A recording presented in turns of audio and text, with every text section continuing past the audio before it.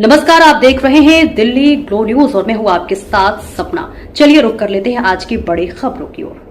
श्रीमान संजय सिंह जी। धन्यवाद मान्यवर, आपने इस अति महत्वपूर्ण विषय पे मुझे बोलने का अवसर दिया।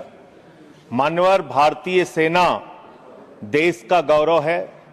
भारतीय सेना में भर्ती होना एक नौजवान का सपना होता है। मान्यवर, 2019 से लेकर 22 तक थल सेना के लिए देश के नौजवानों ने शारीरिक परीक्षण दिया, मान्यवर, चिकित्सीय परीक्षण दिया और वो परीक्षाएं पास की उन्होंने।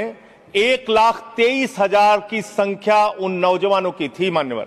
और इसी तरीके से वायुसेना के लिए लगभग 7,000 नौजवानों ने परीक्षा पास की।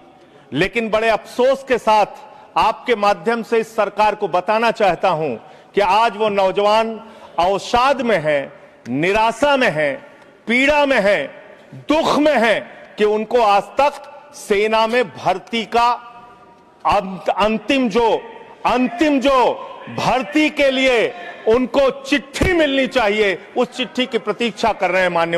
मान्यवर, भारतीय सेना में हरियाणा का नौजवान, राजस्थान का नौजवान, उत्तर प्रदेश हो, पंजाब हो, देश के अलग अलग हिस्सों का नौजवान बड़े हिम्मत के साथ, बिहार का नौजवान भर्ती होता है। ये सपना देखता है, उसकी मां दूध पिलाती है अपने बच्चे को, सुबह दौड़ लगाता है, वो इस सपने के साथ भर्ती होता है कि अगर -50 डिग्री टेम्परेचर में सियाचिन में भारत माता की रक्षा करने की जरूरत पड़ी तो अपने प्राणों की आहुति देंगे। +50 डिग्री टेम्परेचर में जैसलमेर में खड़े होकर अगर भारत माता की रक्षा करने की जरूरत पड़ी तो अपने प्राणों की आहुति देंगे। लेकिन आपने अग्निवीर जैसी योजना लाकर भारतीय सेना के साथ और भारत माता के साथ विश्वासघात करने का काम किया। मान्यवर, एक अंतिम बात कह के मैं अपनी बात को खत्म करूंगा। मान्यवर, एक हरेंद्र यादव नाम का सेना का नौजवान, सेना का जवान पिछले दिनों जौनपुर में मिला। मान्यवर, वो हरेंद्र यादव अपनी पीड़ा, अपनी दुख को मेरे सामने रख रहा था। उसने विपक्ष के तमाम नेताओं के सामने और सत्ता पक्ष के सामने भी गिड़गिड़ाया, रोया।